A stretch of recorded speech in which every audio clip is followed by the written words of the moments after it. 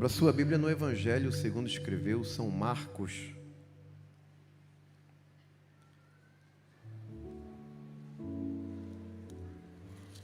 Capítulo de número 2.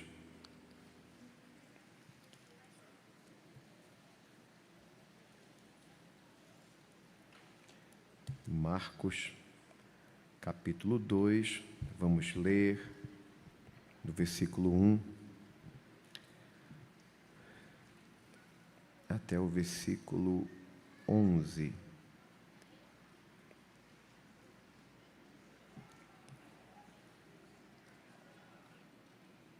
Quem encontrou diz amém. E alguns dias depois, entrou outra vez em Cafarnaum e soube-se que estava em casa. E logo se ajuntaram tantos que nem ainda nos lugares junto à porta eles cabiam, e anunciava-lhes a palavra. E vieram ter com ele, conduzindo um paralítico trazido por 4. E não podendo aproximar-se dele por causa da multidão, descobriram o telhado onde estava e, fazendo um buraco, baixaram o leito em que jazia o paralítico. E Jesus, vendo-lhes a fé, disse ao paralítico: Filho, perdoados estão os teus pecados. Estavam ali assentados alguns dos escribas que arrazoavam em seu coração, dizendo: Por que dizeste assim blasfêmias? Quem pode perdoar pecados, senão Deus? E Jesus, conhecendo logo em seu espírito que assim arrazoavam entre si, lhes disse: Por que arrazoais sobre estas coisas em vosso coração? Qual é mais fácil, dizer ao paralítico: Estão perdoados os teus pecados, ou dizer-lhe: Levanta-te e toma o teu leito e anda? Ora, para que saibais que o Filho do Homem tem na terra poder para perdoar pecados, disse ao paralítico: A ti te digo, levanta-te e toma o teu leito e vai para a tua casa. Amém.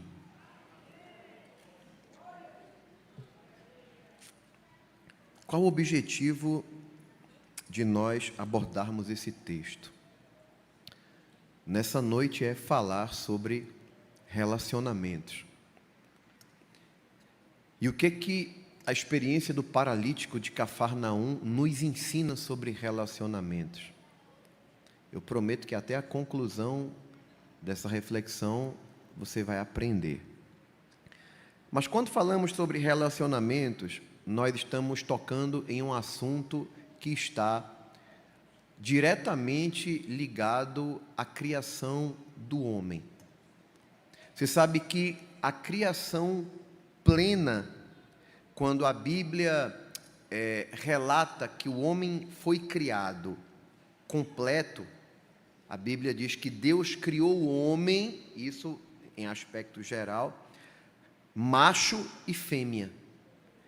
De sorte que você percebe que quando Deus... Eu gosto muito de falar isso em casamentos, mas aqui cabe essa abordagem. Quando Deus cria o homem, você vai perceber uma coisa interessante. Antes de Deus criar a mulher, acontece algo interessante na sequência do processo da criação. Antes de Deus criar a mulher, a Bíblia diz que Deus havia criado todos os animais, e todos os animais haviam sido formados em pares. O cachorro tinha a cachorrinha, né? O elefante tinha a fêmea, e assim por diante. E a Bíblia diz que Deus delegou a Adão a responsabilidade, ou seja, a tarefa de colocar nomes nos animais.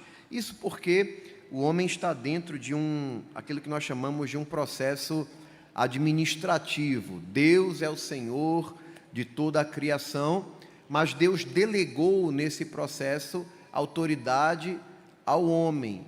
Deus compartilha, Deus delega essa prerrogativa de governo, tanto que o Salmo 115 diz: os céus são os céus do Senhor, a terra, porém, deu-a ele aos filhos dos homens. Você sabe que uma das ordens que Deus deu ao homem sobre a terra foi sujeitar a terra, governar a terra. E nesse processo, Deus também conferiu ao homem a prerrogativa de nomear os animais. Deus poderia criar os animais já, cada um com seu respectivo nome, mas Deus quis a parceria de Adão e disse: Adão, você coloca nome aí como bem te parecer. E isso aqui não é por acaso.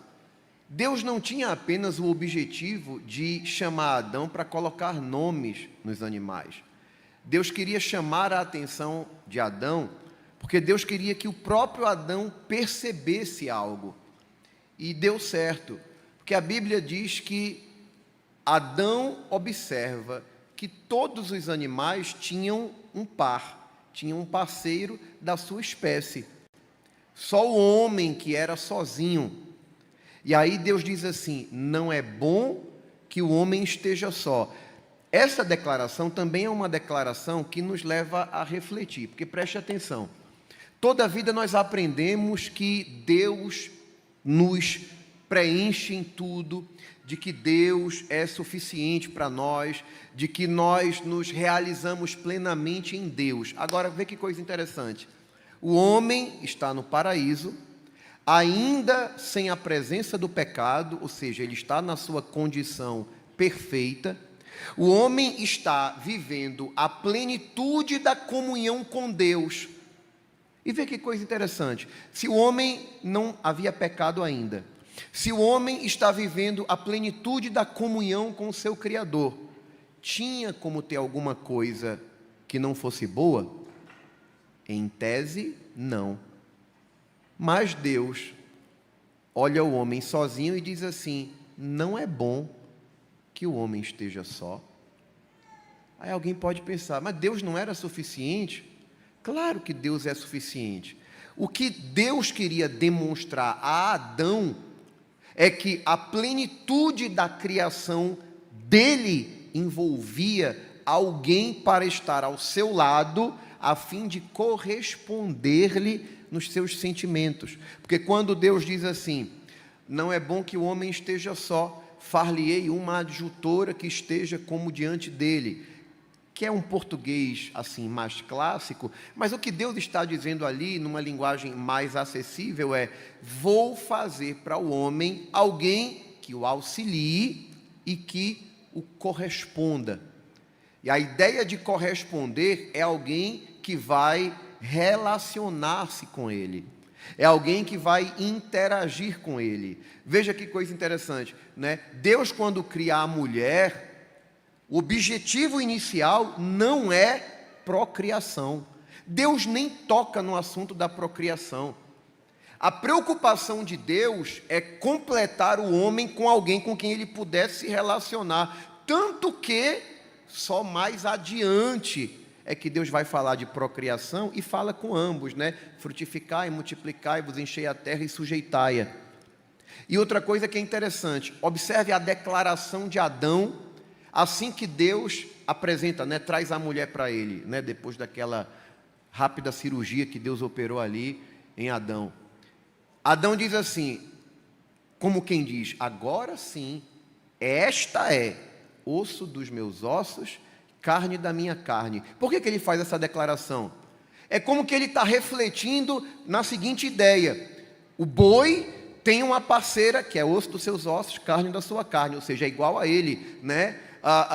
O galo, a galinha. Essa agora é osso dos meus ossos, carne da minha carne. Essa agora está no mesmo patamar que eu estou no que diz respeito a corresponder-me, a ser alguém da minha espécie.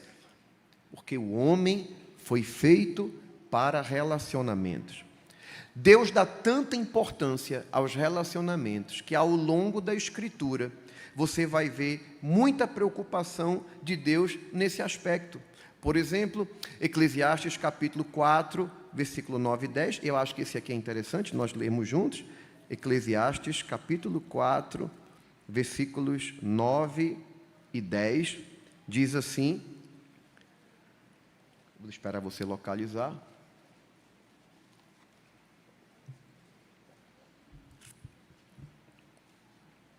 Salomão, né, é quem escreve Eclesiastes, né, o homem mais sábio que andou sobre a terra, ele diz: melhor é serem dois do que um, porque tem melhor paga do seu trabalho.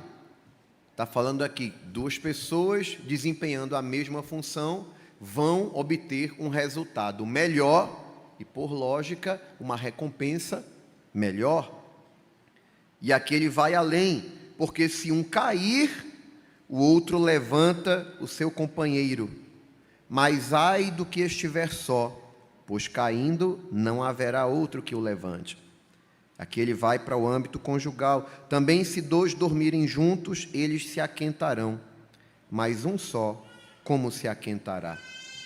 Se nós lemos Marcos capítulo 6 e o versículo de número 7, você vai ver uma coisa interessante.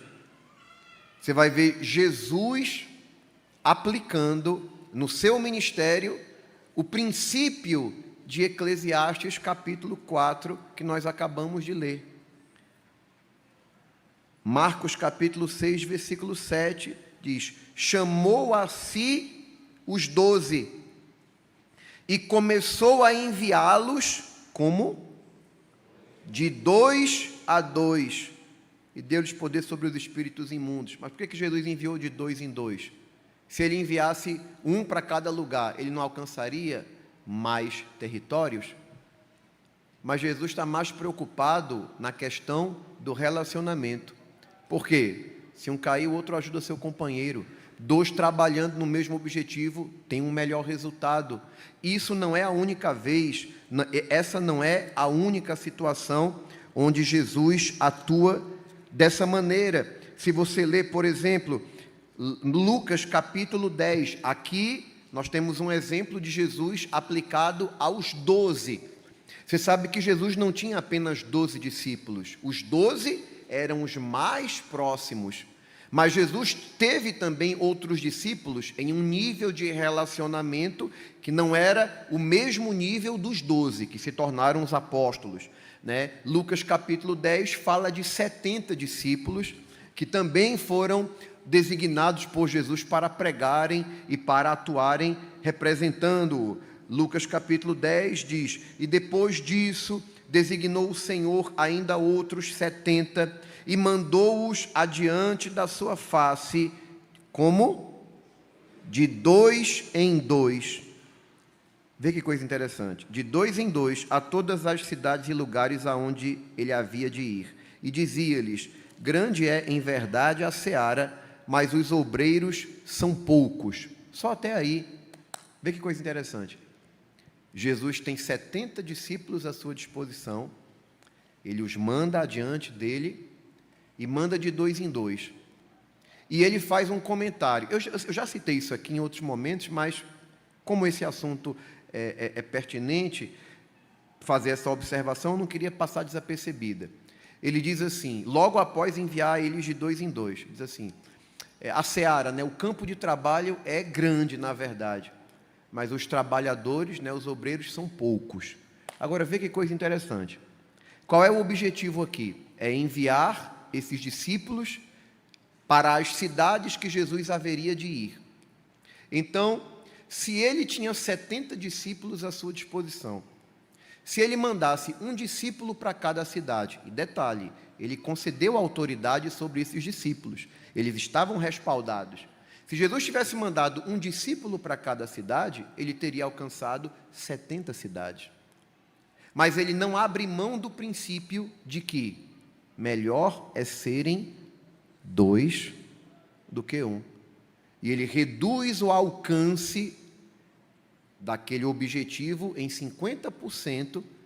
Por quê? Porque Jesus valorizou mais a questão do relacionamento, do tipo, eles vão enfrentar uma experiência que não estão acostumados. Eles vão lidar com situações que nunca vivenciaram antes. E quando você se depara com algo que nunca experimentou antes, sozinho, é muito mais difícil do que quando você está acompanhado de um amigo, de um companheiro. Eu espero que você nunca passe por isso. Eu oro para que você nunca passe por isso, de se envolver num acidente de trânsito. Mas se você sofre um acidente, ou se você atropela uma pessoa, ou você se envolve numa colisão e você está sozinho, o resultado, né, emocional daquilo que você sofre é muito pior do que se você tivesse acompanhado de uma pessoa. Ter alguém do lado para dizer, calma, está tudo bem, calma, fica tranquilo. É melhor serem dois do que um. Por quê? Porque nós precisamos e fomos feitos para relacionamentos. Leia ainda Provérbios capítulo 13 e o versículo de número 20. Provérbios capítulo 13 e o versículo de número 20. Deixa a Bíblia aberta no capítulo 13, e antes da gente ler esse versículo, eu quero fazer uma observação. Olha aqui para mim. Então, biblicamente, nós sabemos que fomos feitos para relacionamentos. Fomos criados para nos relacionarmos, para interagir, para trocarmos experiências de comunicação, para corresponder-nos mutuamente com sentimentos, com ideias.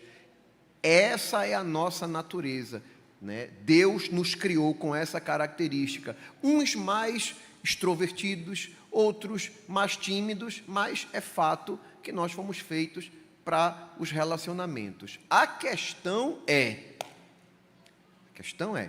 não é porque nós fomos feitos para relacionamentos que nós vamos nos relacionar com todo mundo. Porque a mesma Bíblia que diz que é melhor serem dois do que um, a mesma Bíblia que diz que não é bom que o homem esteja só, e ali não está falando só da questão da afetividade, está falando ali de ter alguém para corresponder às suas emoções e sentimentos. A mesma Bíblia que dá ênfase a essa questão de relacionamento, também dá ênfase ao cuidado que nós devemos ter com quem nos relacionamos. Porque não é com todo mundo que a gente pode abrir o coração, não é todo mundo que a gente pode colocar dentro da casa da gente, não é todo mundo que a gente pode estabelecer vínculos de amizade, não é todo mundo com quem a gente pode manter uma amizade muito estreita. E o exemplo mais perfeito disso é de alguém que não faz acepção de pessoas. Eu estou falando de quem? De quem? De Jesus, de Deus. A Bíblia diz que Deus não faz acepção de pessoas. Deus não tem filhos preferidos. Ele ama todo mundo. Ele tem a intensidade do amor dele para todo mundo. Agora, o mesmo Jesus que não faz acepção de pessoas tem níveis diferentes de relacionamentos. Por quê? Porque a pessoa com quem eu vou me relacionar, ou por exemplo, a pessoa com quem eu decido me relacionar, vai determinar o nível de relacionamento a partir da conduta que ela tem. Nós lemos um versículo, e tem até uma mensagem que eu gosto de pregar de vez em quando, né? Sobre os níveis de relacionamentos com Jesus. Lucas capítulo 10 fala de 70 discípulos que estavam à disposição dele. Agora, quando é para desenvolver um nível de relacionamento mais profundo, não são 70, são 12, que ele orou uma noite inteira e escolheu para si cada um daqueles 12.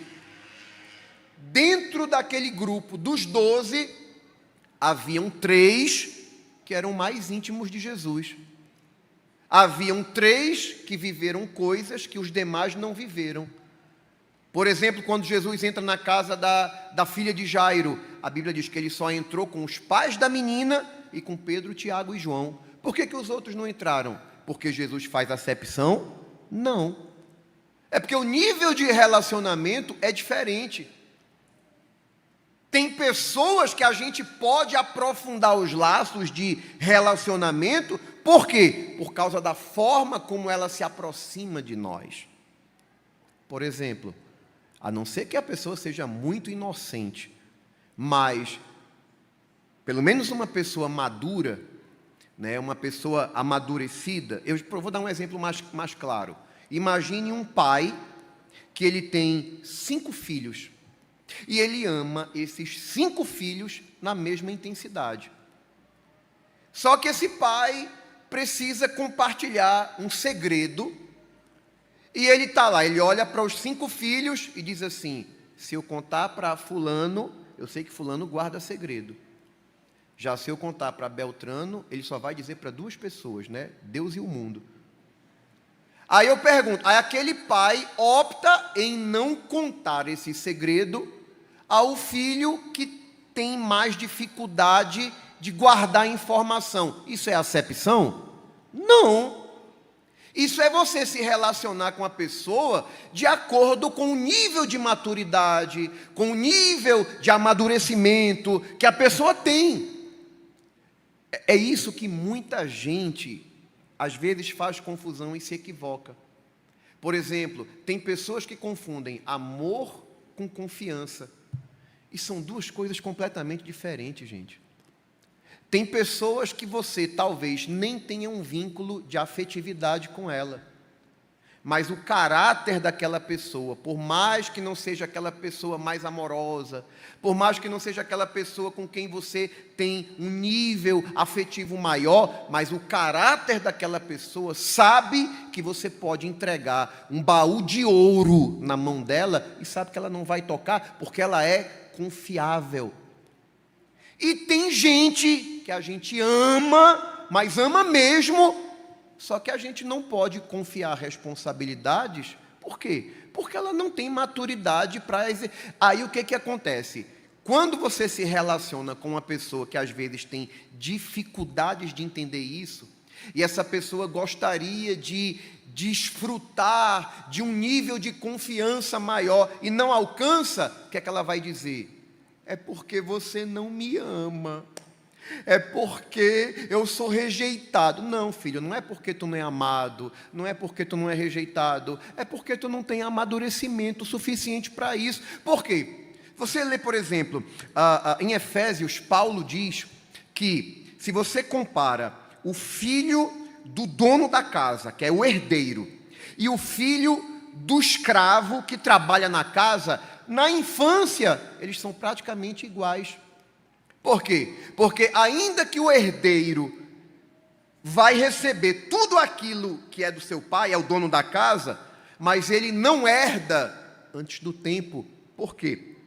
Porque ele é menino, porque ele ainda não amadureceu. E Deus trata com a gente de acordo com o nível de maturidade que a gente tem. Não é uma questão de amor, é uma questão de você saber administrar sentimentos, emoções nos relacionamentos que tem. Acontece muito, né? De vez em quando acontece, né? Nos relacionamentos afetivos entre adolescentes, né? De vez em quando tem adolescente que se envolve com um engraçadinho, né? Que às vezes ele quer alcançar o objetivo carnal dele, aí diz assim: por que você resiste tanto? É porque você não me ama? Não tem nada a ver com amor. E uma menina crente, ela tem a prerrogativa de dizer: o fato de eu amar você não quer dizer que eu tenha que me sujeitar, me submeter a tudo que você quer, até porque eu amo você, mas eu amo muito mais Jesus. Simples assim. E o indivíduo que não entende isso, pode chutar da tua vida, porque isso aí é um problema que está diante de você. Quem está entendendo, diga amém. E escute, os nossos relacionamentos não podem ser pautados pelos nossos sentimentos. Porque a Bíblia diz que o nosso coração, ele é enganoso. Então, qualquer ser humano está sujeito a se apaixonar pela pessoa errada. Porque o grande problema é que a gente é muito bombardeado com aquela ideia de: não, siga o seu coração, faça o que o seu coração está mandando. Conversa, o coração é enganoso e perverso. A gente não pode tomar decisões ou conduzir nossos relacionamentos por emoções, tem que ser por convicção, por princípio. Eu me lembro, quando mais jovem, eu vivi situações afetivas e eu sabia que seria um caminho extremamente equivocado, que ia comprometer meu futuro, ia comprometer as promessas de Deus na minha vida. E eu ouvi um conselho da esposa do meu pastor, irmã Teresa Borges, capaz dela estar assistindo a gente. Ela sempre Ela sempre dizia que Deus faz tudo bom, bonito e direito. Isso é uma marca dela. E eu me lembro que uma vez eu fui conversar com ela e eu disse, ô irmã Tereza, eu sinto que é para fazer isso, agora eu vou sofrer. Aí ela disse uma coisa que eu nunca esqueci. Ela disse, meu filho, é melhor tomar uma decisão certa e chorar um mês do que insistir nesse caminho por causa das emoções e depois chorar o resto da vida. O conselho bom que eu recebi. E hoje, atendendo em gabinete pastoral, eu vejo como ela estava coberta de razão. Porque o que eu atendo de gente que chora há anos, simplesmente porque tomou decisão fundamentada em emoções. Então, a gente precisa entender que os nossos relacionamentos devem estar pautados em princípios. E não é com todo mundo que a gente pode se relacionar. Por isso, agora sim, a gente vai para Provérbios capítulo 13, versículo 20, que você pensou que eu não ia ler, mas eu vou. Provérbios capítulo 13, versículo 20, Salomão escreve: anda com os sábios e serás sábio, mas o companheiro dos tolos será afligido. É uma forma mais bonita, né, de expressar. Tem um ditado que é bem parecido, né, no sentido do que está dito aqui. Minha mãe me ensinava mais por esse ditado, né? Minha mãe dizia, quem com porcos se mistura, farelo come, né? É o mesmo princípio, né? Você anda com os sábios, você vai absorver a sabedoria deles, você vai aprender, né? Quando você escuta, por exemplo, esses mentores, coaches financeiros, esse pessoal que vem, né? Tem muitos deles que falam muita bobagem, mas tem muitos deles que falam muitos princípios que devem ser levados a sério, até porque muitos dos maiores mentores, né, e coaches buscam sua fundamentação nas Escrituras. E uma das coisas que eles dizem é que quando a pessoa precisa de mudar uma mentalidade, às vezes muito atrasada, é que essa pessoa precisa começar a se relacionar com quem tem uma mentalidade melhor do que ela. Uma vez eu vi uma pessoa falando algo, acho que num podcast, e eu me identifiquei muito com o que ele falou. Ele dizia o seguinte: eu sou fã dos meus amigos, porque todos aqueles que eu tenho como amigos, eles têm coisas que eu admiro. E eu disse, tá certo mesmo. Porque eu tenho um princípio, né? Eu não estou dizendo que você tem que escolher só as melhores pessoas no sentido de estar nivelando e comparando um com o outro. Não. Eu estou dizendo que a gente sempre tem que olhar o que é que a gente pode absorver de melhor nas pessoas. Quando eu era jovem, uma coisa que eu aprendi foi a garimpar esse tipo de coisa. E eu lembro que quando eu fui diácono jovem ainda, e eu, quando olhava para os diáconos da minha época, tinha vários tipos de diácono, né? Tinham aqueles que passavam o culto do lado de fora na calçada conversando, e conversavam o culto todo, e não se aproveitava nada. Tinham aqueles que observavam qualquer coisa para criticar. Agora, tinha um diácono, esse homem, eu considero ele um dos meus pais na fé, ele foi testemunha no meu casamento, diácono Josias de Melo. Ele vendia tempero na feira de Carpina. Um homem analfabeto, um homem muito simples. Apesar de ser um analfabeto, era um homem de uma sabedoria. Não confunda, conhecimento é uma coisa, sabedoria é outra. Ele era um homem extremamente sábio. Era um dos poucos homens que meu pai, no auge da sua arrogância, parava e baixava a cabeça para ouvir. E o diácono Josias de Melo, para mim, foi o maior exemplo de diaconato. Quando eu observava a forma como ele servia, eu dizia, eu vou colar com esse baixinho e eu vou aprender o que eu puder. Ele foi quem me ensinou a ficar na porta. Ele é que me orientava, meu filho, ó, e quando chegar uma pessoa estranha, né, mal encarada, você vai lá, cumprimenta ele, meu amado, venha cá. Aí você vai, né, e vai tocando para ver se tem alguma coisa na cintura, né, alguma arma, uma peixeira, porque você já fica ligado, né, meu filho? Porque você sabe, bagunçar na casa de papai não bagunça não. A gente está lá cultuando, mas a gente está ligado. A gente sempre fica de lado na porta, porque a gente vê o movimento da rua e vê o olhar do ministério, que se o pastor precisar da gente está lá. Foi o meu professor no diaconato. Foi um homem analfabeto. Mas o que ele tinha de melhor, eu disse, eu vou aprender com ele. Eu olhava os obreiros, o que melhor ensinava, eu colava junto dele. O que melhor pregava, eu me aproximava dele. Quando eu comecei a ter minhas primeiras experiências de oração, inclusive, o nome do meu filho é André Lucas, porque Lucas foi um amigo que eu tive na minha juventude, e eu conheci ele apresentando jogral na igreja. E ele era muito engraçado, né? Eu acho que por isso que a gente se deu tão bem na juventude, né? Ele era muito engraçado e às vezes nos ensaios, né, a gente brincava um pouco e tal, mas aí eu dizia, ó, tu sabe que eu sou brincalhão, mas tu sabe, né? No dia da festa, né, a gente tem que consagrar e tal. Ele disse, fica tranquilo. Aí eu disse assim, vamos se juntar para orar em prol do jogral. Aí ele fez assim, tu gosta de orar? Eu disse, eu estou me esforçando. E aí, vamos marcar para orar? Aí ele ia lá para casa, normalmente ele fazia isso nos sábados. A gente ia lá para o terraço de casa, e eu aprendi a orar com esse amigo meu, Lucas. Ele dobrava o joelho 9 horas da manhã, botava a cara no chão, ele levantava 12h30, 12h30, com a cara inchada, e eu aprendi a orar com ele.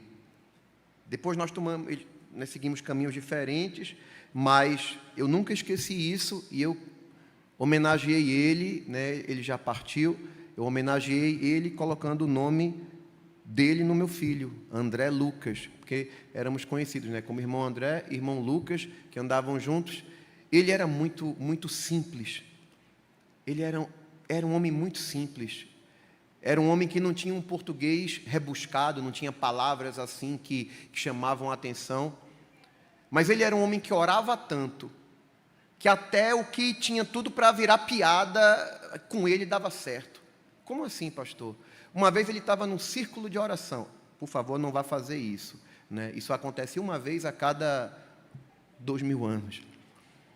Ele estava num círculo de oração. As irmãs gostavam muito quando ele visitava o círculo de oração, que ele dobrava lá o joelho. Quando ele levantava, elas chamavam ele para dar uma palavra. E era um homem muito simples. Minha esposa lembra dele, porque todo mundo gostava de ouvir a palavra dele. E aí ele estava no círculo de oração, e ele foi ler aquele texto lá de Jeremias. O que é que tu vês, Jeremias? Veja uma vara de amendoeira. Vesti bem, porque eu velo sobre a minha palavra para cumprir. E aí ele puxava o ar e fazia, meus irmãos, vocês sabem porque Deus mostrou a Jeremias uma vara de amendoeira? Porque da amendoeira vem o meduim, e o meduim dá força, o meduim dá sustância, receba força. E daqui a pouco caiu uma graça na igreja, o povo estava tudo falando línguas estranhas. Aí daqui a pouco ele sai na lateral, aí um colega da gente faz assim, ô Lucas, a amendoeira da amêndoa não tem nada a ver com meduim não, deixa para lá, o povo já recebeu mesmo, está tudo se alegrando. É por essas coisas que eu entendo que, né, é por essas situações eu entendo que Deus tem senso de humor. Agora, ele orava muito, e eu tive grandes experiências na oração com esse amigo de oração que eu tive. Eu costumo dizer que escute isso aqui, aquilo que nós nos tornamos é resultado das nossas escolhas diante de Deus, quando nós vamos tomar decisões e submetemos as nossas decisões à direção de Deus, mas também é resultado das pessoas que nós escolhemos para estarem ao nosso lado, seja como amigos, seja como cônjuges, ou em outras esferas, né? Porque às vezes Eu lembro que tinha líderes que, na medida do possível, eu procurava me aproximar deles. Por essa razão, a Bíblia diz em Provérbios 13:20, anda com os sábios e serás sábio, mas o companheiro dos tolos será afligido. Um dos significados da palavra afligido é estragado. Eu já vi pessoas na igreja que tinham tudo para ir muito longe, talentos, potencial, mas começou a andar com quem não deveria, começou a estreitar lá, começou a participar de mesas, onde o assunto das mesas era a crítica, o escárnio, a murmuração. E, lamentavelmente, eu vi muita gente se perder no caminho. Às vezes até está na igreja, mas você sabe que não vai passar daquilo. É aquela pessoa que só tem amargura, veneno, insatisfação. E deixa eu falar uma coisa, quando você se afasta de alguém assim, você não está sendo mal, nem está sendo cruel. Porque é a Bíblia que manda a gente evitar andar com tolo, para a gente não ser estragado. Quem está entendendo diz amém. Então, especificamente, pastor, com quem não devemos nos relacionar? Bom, Tiago capítulo 4, versículos 4 e 5, eu acho engraçado. Uma vez eu vi um recorte de um vídeo onde eu falava uma palavra assim um pouco contundente. Aí eu vi um comentário de uma pessoa que diz assim: pastor, vigie, o senhor está falando muito forte. Aí eu observei o comentário e pensei, eu fico imaginando se essa pessoa fosse pastoreada pelo irmão Tiago da Bíblia, porque eu acho que a linguagem de Tiago é bem mais contundente. Capítulo 4, versículos 4 e 5, olha o que Tiago diz. Isso é Tiago falando com os crentes, viu? Adúlteros e adúlteras, não sabeis vós que a amizade do mundo é inimizade contra Deus? Portanto, qualquer que quiser ser amigo do mundo, constitui-se inimigo de Deus. Pastor, o senhor está dizendo então que eu não posso ter nenhum amigo no mundo? O que Tiago está colocando aqui são aquelas pessoas na igreja que desenvolvem um vínculo tão profundo com o mundo que acabam se tornando mais amigos do mundo do que de Deus. Eu já falei isso aqui em outros exemplos. Pastor, o senhor tem amigos no mundo? Tenho. É raro a gente se encontrar. É raro, é difícil. Mas acontece da gente se encontrar. Quando, por exemplo, um deles vai fazer uma celebração, uma festa, o filho que, sei lá, fez um aniversário. André, tu pode vir? Vou. Agora, eu sempre tenho aquela estratégia. Eu chego cedo. Por quê? Porque se eu chego cedo, eu não encontro ninguém embriagado. E quando eu percebo que o pessoal está começando a caminhar nessa direção, eu já cumprimentei todo mundo, já dei um abraço em todo mundo. Gente, tenho que ir embora, que eu tenho responsabilidade na igreja. E cumprimentei todo mundo, falei com todo mundo, mas não fiquei a tempo do álcool fazer efeito, porque onde o álcool faz efeito, começa o escárnio, começa a bagunça, e onde há consumo de álcool, né, há uma chama para demônio, para tudo que não presta. Mas você não pode estabelecer um vínculo de afetividade, né, porque a Bíblia diz, andarão dois juntos, se não estiverem de acordo. Então não tem como a gente estar de acordo com alguém que não quer nada com Deus. Existem níveis diferentes de relacionamento. Agora, amizade, Tiago chama de adúltero, né? De alguém que é infiel no seu relacionamento com Deus, quem age dessa forma. E na igreja, pastor, tudo bem, o mundão, eu sei que o mundão é o mundão, mas e na igreja eu posso me relacionar com todo mundo? É todo mundo ovelhinha de Jesus? É todo mundo vaso transformado? Não. É nada. Aqui tem muita gente que está na lixa do acabamento, né? Sendo aperfeiçoado, e tem muita coisa de Deus para transbordar para quem está ao redor. Mas tem gente que Deus ainda está trabalhando, e tem aqueles que o processo demora mais, porque eles resistem ao agir do oleiro. E nem todo mundo que está na igreja a gente pode se relacionar, né? E a gente de vez em quando ouve, né, essa coisa, não, mas tem que amar, mas quem orienta isso é o Deus que nos ama, e que ama todo mundo. Segunda carta de Paulo aos Coríntios, capítulo 5. 1 aos Coríntios, capítulo 5, versículos 9 ao 11.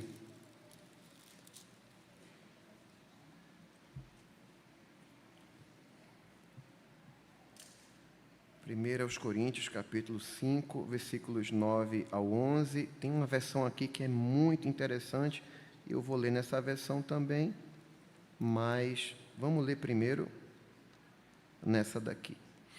Já por carta, isso é Paulo dizendo para a igreja de Corinto, né? Já por carta vos tenho escrito que não vos associeis com os que se prostituem.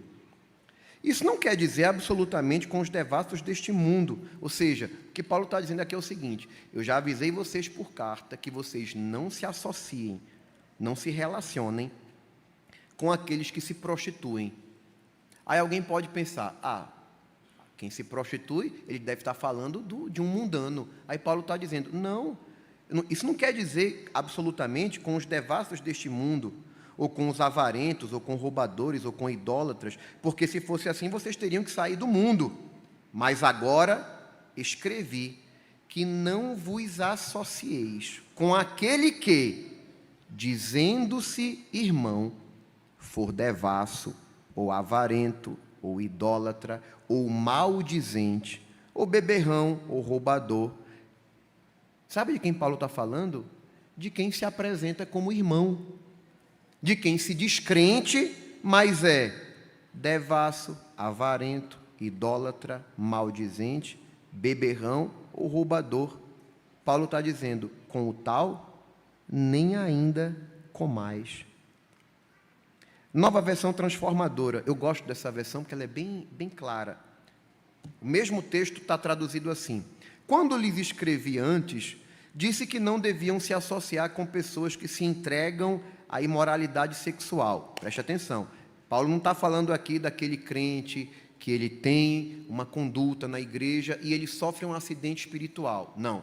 Uma coisa é uma queda, é um acidente isolado.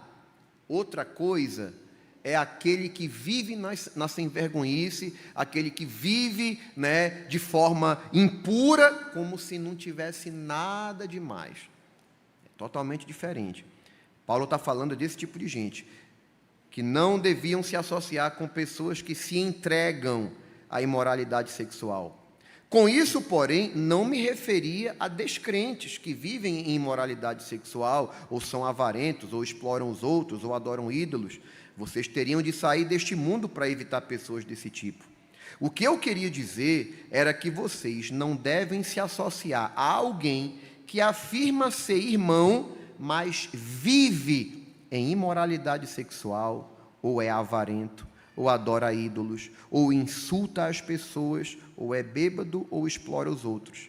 Nem ao menos comam com gente assim. Normalmente a gente come sentado à mesa. Paulo está dizendo, a pessoa até se apresenta como irmão, mas se é uma pessoa que tem essas características, que é maldizente, que gosta de falar dos outros, Paulo diz, nem sente à mesa para comer com essa pessoa. E é gente que está na igreja, e é gente com quem a gente não pode se relacionar. Do ponto de vista afetivo, acredito que não haja dúvidas, né? 2 Coríntios capítulo 6, versículo 14, Paulo diz, não vos prendais a um jugo desigual com os infiéis. Estar debaixo de um jugo desigual é você pegar Dois animais com cargas diferentes, não dá certo. E eu ouvia, tinha um pastor que eu admirava muito ele enquanto ele era vivo, ele dizia, tem gente que acha que julgo desigual é só o crente e o incrédulo, mas às vezes tem pessoas que estão na igreja e que não têm o mesmo julgo que você. Como assim, pastor? Não tem a mesma, não está preparado para levar a mesma carga que você. E é difícil quando você vê um casal onde ele ou ela está espiritualmente mais preparado para um tipo de carga do que o outro. Porque normalmente o que tem mais estrutura para uma carga maior é que fica arrastando ou tentando arrastar o cônjuge com a família. Por quê? Porque o jugo dele é um jugo de alguém que suporta uma carga maior. Por isso que é importante a gente ter similaridade com quem a gente vai se relacionar, com quem a gente vai construir os sonhos, com quem a gente vai construir os projetos. Eu acho interessante isso, né? Todo pai, toda mãe quer que o filho ou a filha faça um casamento maravilhoso. Todos nós queremos que nossos filhos casem com homens e mulheres de Deus. Todo mundo quer um genro ou uma nora que tem bom testemunho, que frutifica na igreja, mas às vezes a gente não se preocupa em ser exemplo e preparar nossos filhos para serem isso. Porque a tendência de relacionamentos saudáveis é que a gente é aquilo que a gente atrai. Então, por exemplo, eu conheci na minha juventude muita menina que queria chamar a atenção apenas apelando para os atributos físicos. E até consegue a atenção temporariamente, até elas começarem a abrir a boca. Eu me lembro que uma vez me aproximei de uma menina, né, e fui conversar com ela, e ela falava muita coisa, e eu disse, espera. Quem é Jesus para tu? Então a resposta dela não deu para continuar nem com a amizade, né? Graças a Deus, senão não teria conhecido a irmã Kessia. Mas a gente tem a tendência de atrair aquilo que se identifica com a gente. Mas o que acontece? Eu quero que meus filhos se casem com homens e mulheres de Deus, mas eu não preparo eles para serem isso. Então, dificilmente, se eu formo meus filhos para serem descompromissados, para levarem um relacionamento superficial com Deus, eu estou correndo o risco de que o meu genro ou a minha nora seja alguém muito superficial. E uma pessoa superficial na vida espiritual, quando casa com outra pessoa também superficial, porque quando você tem um pouco mais crente do que o outro, já não é o ideal, mas pelo menos você tem aí um ponto de equilíbrio, porque pelo menos tem um que fica tentando puxar a família para as coisas de Deus. Agora imagine duas pessoas superficiais, que não gostam muito de culto, não gostam muito de compromisso. Que tipo de estrutura familiar essas pessoas vão construir? A gente precisa entender que nós construímos essa formação com nossos filhos a partir do relacionamento que eles têm com a gente, porque os filhos são formados a partir do referencial que eles têm de pai e mãe. Os filhos são formados por aquilo que eles observam na maneira como eu me relaciono com a minha esposa, porque pelo menos as meninas, né, que a menina tem esse aspecto da sua formação muito atrelada à figura do pai.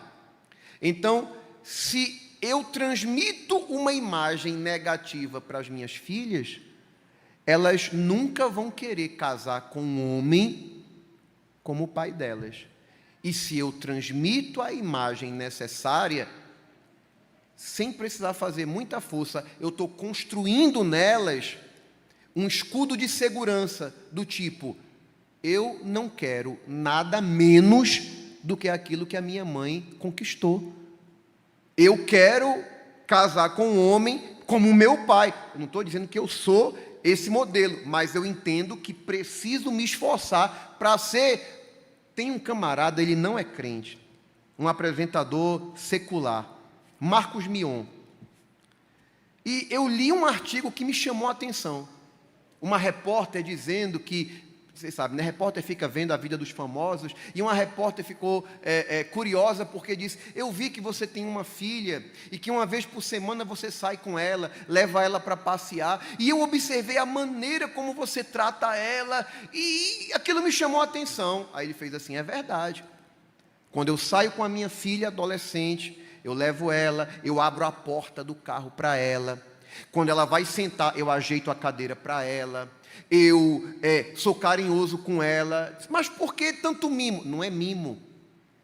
É porque eu estou construindo na minha filha a ideia de que é essa referência de pai que ela precisa, ou melhor, essa referência de pai vai construir para ela a ideia de que é esse tipo de homem que ela vai se apaixonar. Porque no dia que aparecer, né, um sem futuro lá, com uma conversa meio estranha, mas que não sabe tratar a mulher direito, né, que não sabe tratar a mulher como princesa, né, e deixa eu falar uma coisa, a gente está vivendo um tempo de tanta mulher infeliz por causa de um bando de homem que não sabe tratar a mulher com dignidade. Mas nessa noite, se eu não puder salvar quem já casou, eu quero preservar quem ainda não casou. Quando você escolher, minha filha, não aceite qualquer rabujo, porque Deus tem o que é bom para você. Agora saiba escolher e coloque o filtro no seu controle de qualidade.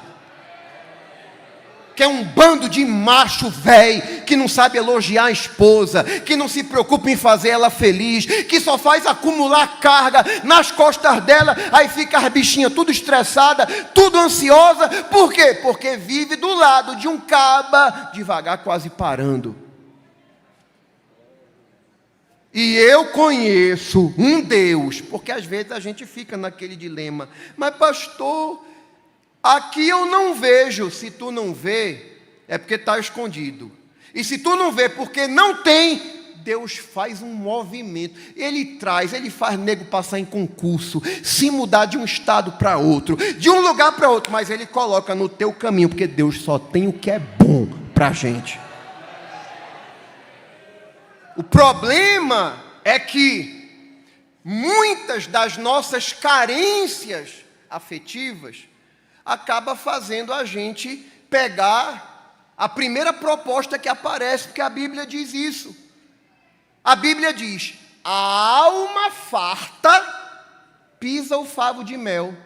Ou seja, quem está satisfeito, quem está bem alimentado, pode jogar um favo de mel na frente dele. Não, estou satisfeito, estou alimentado, estou bem nutrido, despreza o favo de mel. Mas a alma faminta, qualquer amargo é doce. É o que muitas vezes acontece. Às vezes eu atendo irmãs sofrendo, pagando um preço. E eu sempre gosto de investigar a origem do problema. Aí eu digo assim: ô mulher, onde é que tu foi arrumar essa bênção? A história é quase sempre a mesma. Mais de 90% dos casos é a mesma origem. Ah, pastor, é porque minha casa era um inferno. Era tanta briga, era tanta discussão. E aí você tem meninas que crescem sem uma referência de afeto, de carinho, de abraço, de elogio, de autoestima. Ela nunca viu a mãe sendo elogiada. Ao contrário, é a mãe levando grito e tal. E ela mesma nunca foi elogiada. O pai nunca brincou com ela. Então a menina cresce com essa carência. E o que acontece? O primeiro... Aqui acho que não é diferente de outros lugares, né? Você já viu que às vezes tem umas meninas, até bonitas, de uma família que tem uma boa condição social. Aí de repente você pensa: meu irmão, aquela menina se entregou para um rabujo daquele. Mas sabe o que é isso? Carência afetiva. Alma faminta. Para alma faminta, qualquer amargo é doce. Aí chega lá um caba lá todo maloqueiro tal: ô princesa, você é linda. Bichinha nunca ouviu um elogio, aí acaba se encantando com o primeiro rabujo que aparece. Agora, pega uma menina que tem a sua autoestima em dia, uma menina que tem um relacionamento saudável a partir de como ela conviveu com o pai, com a mãe, ela não se encanta com qualquer porcaria que aparece para ela, não. Ah, pastor, mas no meu caso, que fui criada num ambiente disfuncional, não tive a presença do meu pai, então relacione-se com Deus, porque é outro grande problema do nosso tempo. Tem muito crente que tem um relacionamento raso, um relacionamento superficial com Deus. Entra o ano, janeiro até dezembro, ele não tem uma experiência profunda com Deus. Porque deixa eu falar uma coisa, a gente pode ter perdido pai, pode ter perdido mãe, pode vir de um lar desestruturado, e eu tenho conhecido gente que tinha tudo para ser um desastre, mas encontrou em Jesus o que precisava para ser uma pessoa saudável e está aqui dando fruto até hoje. E venceu e constituiu família, e Deus vai ajudar. Por quê? Porque quando a gente se relaciona com Deus, todos os nossos demais relacionamentos acabam sendo pautados a partir dessa relação. Agora, cuidado com aqueles relacionamentos manipuladores. Provérbios capítulo 18, versículo 1.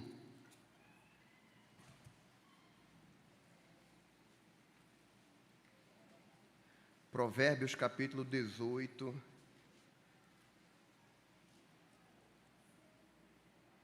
versículo 1. Busca seu próprio desejo aquele que se separa. Está falando de quê aqui, pastor? Na Nova Versão Transformadora, esse texto está traduzido assim: quem vive isolado se preocupa apenas consigo e rejeita todo o bom senso. Preste atenção aqui. Muitas vezes, existem pessoas que são manipuladoras das nossas emoções. E a gente precisa ter muito cuidado e saber como é que esse tipo de pessoa atua, para a gente saber como se relacionar. Quer ver uma coisa? Por exemplo, uma vez eu conheci uma família, e não é daqui não, é numa outra cidade. E nessa família, a menina, que era uma adolescente, ela chegou em casa dizendo: não quero mais ir para a União, não quero mais ir para aquela igreja. Aí a mãe fez: por quê? Não, porque estavam criticando a minha maneira de cantar, e eu me senti mal e eu não quero mais. Aí o que é que a mãe fez? É verdade, minha filha, esse povo tem inveja de você, porque você é muito talentosa. Sabe qual foi o resultado disso ao longo dos anos?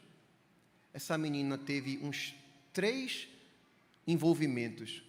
Eu não vou dizer casamentos, né? Porque alguns nem chegaram a ser casamento, né? Chegou a ter filhos com mais de um homem e está fora da igreja até hoje.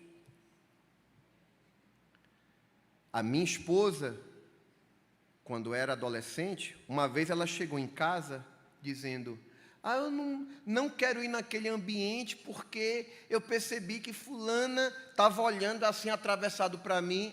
Aí minha sogra, com toda aquela psicologia, né, com todo aquele conhecimento psicopedagogo, disse: acabe com isso, deixe disso, você lá é melhor do que ninguém, para ninguém estar se sentindo ameaçada por você, você vai para lá assim, e acabe com isso. Porque minha sogra entendia que quando alguém chega se travestindo de vítima, gente, deixa eu falar uma coisa, pode acontecer de um filho da gente chegar num ambiente e sofrer algum tipo de rejeição? Pode. E eu digo mais, não só pode, vai acontecer. Agora, se eu sou aquele pai que diz: é mesmo, meu filho, eles não veem o anjinho que você é, não vá mais naquele ambiente. Meu filho vai crescer E um dia ele vai entrar numa sala de aula e pode ser que ele tenha um professor endemoniado, que odeie crente. Eu não vou estar lá para proteger o meu filhinho, não. Meu filho vai entrar no mercado de trabalho e pode ser que um dia ele chegue lá e vai se deparar com um patrão que odeia crente e eu não vou estar lá para proteger ele. Então eu tenho que ensinar meus filhos que o mundo é cruel. Ah, mas e na igreja? Bom, vai ler a história de José, que eu garanto que o que está acontecendo contigo não é pior que José. Porque José, os irmãos dele quiseram era matar ele. Ainda jogaram ele numa cisterna seca e venderam como escravo. Enquanto não fizerem isso com você, querido, engole o choro, levanta a cabeça e vai aprender a orar e a vencer tuas guerras, porque o mundo não vai ter piedade de você, não. Aí a gente fica alimentando um comportamento, às vezes, de gente que quer manipular os outros. Ai, eu sento todo isolado. Não, não quero sentar. O que é que você tem? Não, é porque estão olhando estranho para mim, não sei o quê. Tem problema não, filhinho, venha para cá, Jesus está aqui. Até porque, biblicamente, essa ideia, esse comportamento de quem quer se isolar, tanto que Salomão diz, a não ser que a pessoa tenha um problema de síndrome do pânico, um problema de ordem psiquiátrica, mas uma pessoa normal, que vive isolado, a Bíblia diz, essa pessoa está preocupada apenas consigo mesma. Sabe o que ela quer, na verdade? Ela quer chamar a atenção. Ai, eu estou sentindo assim, ai meu Deus. Eu fico olhando assim. O que é que tu tem? Sabe outra coisa? É a pessoa que, por exemplo, tem aquelas pessoas que são extremamente possessivas. Elas querem a atenção para ela, ela quer a tua amizade só para ela. E se você é uma pessoa independente, uma pessoa, não, eu sou amigo de todo mundo, eu me relaciono com todo mundo. Normalmente o possessivo, ele não vai aceitar, porque ele quer você só para ele. Não, mas você disse que é minha amiga, você disse que é meu amigo, e não sei o quê, e olha, eu estou com vontade de morrer. Ah, pois morra, porque eu não tenho nada a ver com isso. É um santo remédio. Pessoal que fica com chantagem emocional, ai, não, porque... Abre teu olho, olha porque a Bíblia diz, quem está se isolando, na verdade, está buscando seus próprios interesses, está querendo chamar a atenção. Até porque, gente, na Bíblia, escute isso aqui, em nenhum lugar da Bíblia você vai encontrar Jesus dizendo, chegue na igreja e espere ser amado. A Bíblia não manda a gente esperar amor de ninguém. A Bíblia me manda amar. Se ninguém me amar, problema de quem não me ama. Eu fui chamado para amar. E eu gosto é de Paulo. Eita, caba macho Paulo. Porque Paulo vai lidar com a igreja de Corinto. Um monte de crente problemático, mas Paulo diz, eu amo vocês cada vez mais, ainda que eu seja cada vez menos amado. Ou seja, eu não dependo do amor de vocês, porque o Jesus que me salvou, derramou o amor dele no meu coração, e o couro vai comer do mesmo jeito. Eu não vou deixar de ensinar, porque Deus me chamou para amar vocês, e ainda que vocês não me amem, eu vou amar cada vez mais. Simples assim. Eu não vejo Paulo dizendo, ai, eu não piso mais em Corinto, porque vocês não me amam. Que nada, eu fui chamado para amar. Se tu não me amar, problema teu. Eu quero ir para o céu, e para eu ir para o céu eu tenho que amar e te suportar. Aí fica essa geração Nutella, um bando de crente que não aguenta nada. Às vezes eu vejo um monte de pastor aí entrando em crise existencial, querendo avançar, mas não pode avançar, porque não pode nem ir buscar peixe novo, porque dentro do aquário está cheio de peixe doente, um bando de crente que não tem firmeza. Eu fico olhando a igreja primitiva, gente. Não tinha a estrutura que a gente tem aqui. O apóstolo chegava lá, começava um trabalho, fundava a igreja, saía para viajar, passava meses, até anos, para voltar lá. Os crentes não tinham a Bíblia formada como a gente tem. Não tinha grupo de discipulado. Não tinha uma desk. Não tinha mais quando eles se convertiam, eles entendiam que se criava um vínculo ali entre eles. E a Bíblia diz que eles estimulavam uns aos outros. Tinham tudo em comum. O que é isso? Relacionamentos saudáveis. Quem está entendendo diz amém. Então, cuidado com quem se isola. Cuidado com quem tem conselhos malignos. 2 Samuel, capítulo 13. 2 Samuel, capítulo 13. Às vezes, o abismo chega por causa daqueles que estão ao nosso lado, por causa de quem se relaciona com a gente. Aminon era filho de Davi, com uma mulher. Davi teve uma filha com outra mulher, Tamar. Ou seja, Aminon era meio-irmão de Tamar. Preste atenção, deixa a Bíblia aberta em 2 Samuel, capítulo 13. Aminon se apaixonou pela meio-irmã dele. E se Aminon andasse, se relacionasse com um caba crente, temente a Deus, esse amigo dele diria: rapaz, o que é que tu tem? Tu não é assim. Velho, me apaixonei pela minha irmã. Se a amizade de Aminon fosse com um crente, com um homem temente a Deus, ele diria: ei, rapaz, que é isso? Que conversa é essa? Tu tá doido, meu irmão? Olhar com desejo para tua irmã, acaba com isso. Vai orar, meu irmão, vai jejuar. Dobra o joelho aqui que eu vou orar botando a mão na tua... Se ele fosse amigo de um caba crente, esse mal tinha sido cortado pela raiz. Mas o amiguinho de Aminon era um tal de Jonadab. E a Bíblia diz que Jonadab era muito sagaz.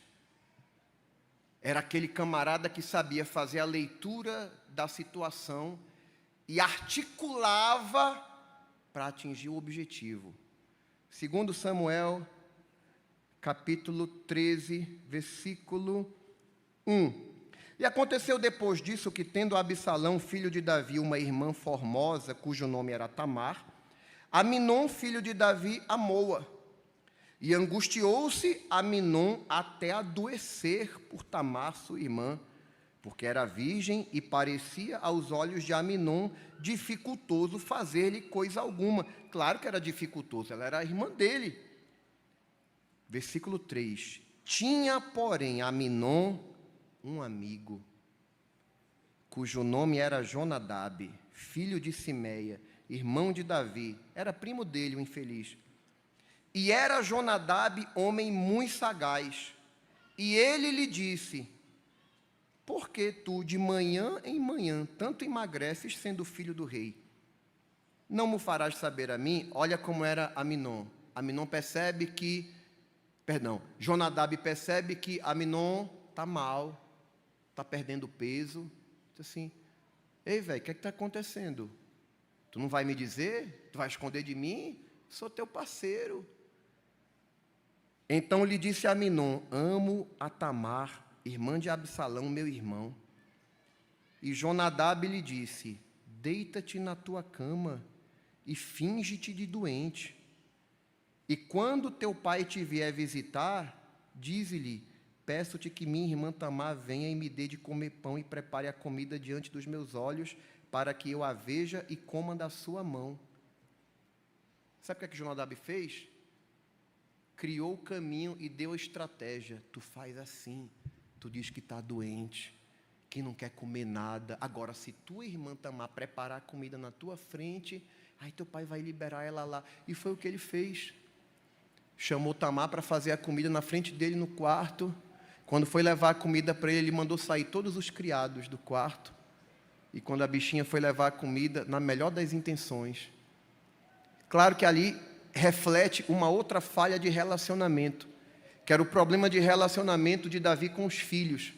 Porque se Davi fosse um pai ligado, esperto, Quando Davi ouvisse de Aminon essa história, ô painho, painha que vocês chamam aqui, né? Ô painha, eu estou assim, é porque eu só quero comer a comida feita por Tamar. Se Davi fosse um pai ligado, ele tinha pego Aminon pela beca dizendo, é o quê, seu cabra? Que conversa é essa? Eu nunca vi esse tipo de doença, eu só como a comida feita por fulana, eu vou entrar aqui num cipó de boi, eu quero ver se tu não vai ficar bom. Mas Davi era aquele tipo de pai que não sabia dizer não. Sabe por quê? Porque Davi já era aquele tipo de pai ausente. E normalmente pais ausentes procuram suprir suas ausências fazendo tudo que os filhos querem. Tá bom, meu filho, vá, né? Vá lá, Tamar, atenda lá Aminon. E quando Aminon botou os criados para fora do quarto, que Tamar vai levar a comida, ele pega ela pelo braço e violentou ela. E dali para frente, foi uma sequência de desgraças na casa de Davi. O estupro de Tamar, o homicídio cometido por Absalão, a fuga de Absalão, depois a revolta, olha, foi uma coisa terrível. Agora, onde foi que tudo começou? Com um conselho não, né? Com uma estratégia vinda do amigo de Aminon, da pessoa com quem Aminon se relacionava. Aí eu pergunto, quem são os amigos da gente? Quem está do lado da gente? Quem está aconselhando a gente? Está dizendo o que para a gente? Não, rapaz, ali não tem futuro não. Deus tem negócio contigo. Tu vai se envolver com uma pessoa que não leva Deus a sério, que nem ora, que não busca Deus, não tem nem experiência com Deus. Não, tu tem que procurar alguém, né, da mesma vibe, né? Ah, eu estou querendo tomar um caminho. Não, faz isso não, velho. Faz isso não, tu sabe o que Deus tem na tua vida, porque amigo de verdade sempre vai puxar a gente para perto de Jesus. Por que eu li Marcos capítulo 2? Eu já preguei sobre isso aqui, mas como eu vejo que de tempos em tempos as crianças vão se tornando adolescentes, os adolescentes vão se tornando jovens, a gente tem que estar trazendo esse assunto à tona, né? Tenha cuidado com quem quer prender sua atenção, se isolando para se fazer de vítima. Tenha cuidado. Não caia nessa onda não. Tenha cuidado com quem fica ameaçando. Ah, eu não vou mais porque ninguém me ama e tal. Não, não é assim não, filho. Evangelho não é isso não. Evangelho é negar-se a si mesmo, é tomar a cruz. O céu é tomado à força, entendeu? Evangelho, né? Seguir a Jesus é aquilo que Davi diz. Pode meu pai e minha mãe desamparar, mas o Senhor vai me acolher. Então, eu não posso... Eu preciso de todo mundo, mas não dependo de ninguém para ser crente. É eu e Jesus. Foi Ele que morreu na cruz por mim. Preciso de todo mundo, mas não dependo de ninguém. Agora, eu quero ter do meu lado quem me faz sentir bem. Não no sentido de fazer tudo que eu gosto, mas no sentido de proporcionar ao meu redor um ambiente saudável. Quem são meus amigos? Meus amigos normalmente não é gente que perde tempo falando da vida dos outros. Meus amigos normalmente não são gente que perde tempo se preocupando em criticar. Não, até porque eu nem consigo conviver muito com esse tipo de conversa. Eu acho que o modelo ideal de amigos são aqueles 4 que eram amigos de um paralítico e que um dia enxergaram a grande chance da vida dele. Véi, tu nem sabe, Jesus, o profeta de Nazaré, está em Cafarnaum, e a gente sabe a casa onde ele vai estar, e a gente vai levar tu lá, porque tu vai receber um milagre. Aí lá vem os 4 trazendo o paralítico. Quando chegou lá, meu Deus, está lotado. Não dá para entrar na casa não, está assim de gente. Se fossem uns e outros que eu conheço, está muito cheia, vamos embora. A gente volta outro dia e... Mas os amigos daquele paralítico, espera aí, a gente veio até aqui, fez esse esforço para te trazer para um encontro com Jesus. Tu acha mesmo que a gente vai voltar? Volta nada. Tem corda aqui, 2 sobe no teto da casa, 2 te levanta, a gente vai subir tu pelo telhado, mas tu vai sair daqui com uma experiência que vai mudar a tua vida. O esforço dos 4 foi pensando no amigo. Eu quero um amigo que se preocupe em me colocar mais perto de Jesus. Eu não quero amigo para me tirar da presença, para colocar sementes de não, gente que não, eu quero gente que me coloque perto de Jesus, que me empurre para perto de Jesus. Olha, gente, eu queria ver essa cena. Está lá Jesus falando a palavra, aquela multidão, a casa, né, talvez, não sei qual era o clima, né, mas muita gente num ambiente fechado e tal. Não tinha gente o pessoal não cabia nem na porta. De repente o sermão, a palavra é interrompida, porque está caindo o reboco lá, o forro, estão abrindo um buraco, todo mundo quer isso aí. Lá vem o paralítico descendo. E eu gosto de Jesus, porque Jesus valoriza essas coisas. Jesus, todo mundo estava olhando para o buraco na parede, o paralítico descendo pela corda, mas Jesus estava olhando para onde ninguém conseguia olhar. A Bíblia diz, e Jesus, vendo-lhes a fé. Jesus estava vendo a fé de 4 amigos de um paralítico, e ele se agradou do que viu. Oh, glória! Aleluia! Ele viu a fé dos amigos e disse para o paralítico, filho, teus pecados são perdoados. Quem estava lá começou a murmuração, a reclamação. Como é isso? Quem é que pode perdoar pecados? E aquela murmuração interior, Jesus conhecendo isso, disse assim, o que é mais fácil dizer? Perdoados são os pecados? Ou levanta-te, toma o teu leito e anda? Era uma pergunta retórica, porque a resposta é óbvia. Nenhum dos dois é fácil de dizer. Não é fácil a gente dizer, porque ninguém pode dizer isso. Nem dizer, levanta, toma teu leite e anda. Mas para Jesus, Jesus é especialista em perdoar pecado e é especialista em fazer milagre. Como o pessoal tinha dúvida de quem ele era, para que vocês saibam que o Filho do Homem tem poder na terra para perdoar pecados, tu que já foi perdoado, toma teu leito, levanta e anda e vai para tua casa em paz. Qual foi a ponte para aquele milagre acontecer? O relacionamento do paralítico com aqueles 4 amigos. Deixa eu te falar uma coisa, teus amigos não precisam ser muitos, mas os que tu tem que te colocar para perto de Jesus. Tem que se preocupar em ver mudança na tua vida. E deixa eu falar uma coisa aqui para concluir, para não ficar um mal-estar aqui.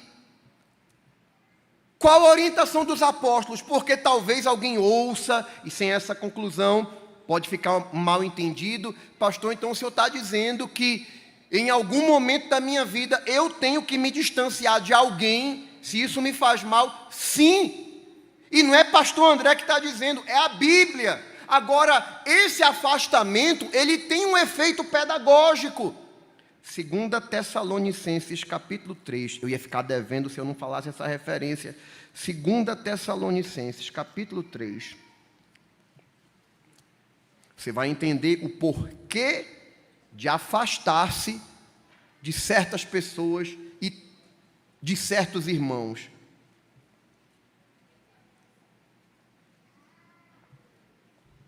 Olha só, 2 Tessalonicenses, capítulo 3, versículos 6 e 7. Mandamo-vos, isso aqui não é um pedido, é um mandamento apostólico. Mandamo-vos, porém, irmãos, em nome de nosso Senhor Jesus Cristo, que o quê? Que o quê? Que vos aparteis de quem? Olha, mandamo-vos, porém, irmãos, em nome de nosso Senhor Jesus Cristo, que vos aparteis de todo irmão que andar desordenadamente e não segundo a tradição que de nós recebeu. Acaba que anda todo errado, todo troncho, todo irregular. Paulo está dizendo, aparte-se de quem anda todo desordenado, de todo jeito. Compra e não paga, né? Vive intrigado, é desordem espiritual. Aparte-se dele. Porque vós mesmos sabeis como convém imitar-nos, pois que não nos ouvemos, ou seja, não nos conduzimos desordenadamente entre vós. Então Paulo está dizendo e está mandando isso em nome de Jesus. Aparte-se de quem anda de forma desordenada. Mas por que Paulo dá esse mandamento, pastor? A gente não tem que acolher, Gente, acolher e amar não é você colar e estar andando com uma pessoa que, se você começa a andar com ela, daqui a pouco ela compromete o seu testemunho. Por que Paulo manda se apartar? Aí você vai entender quando ler o versículo 14 e o 15.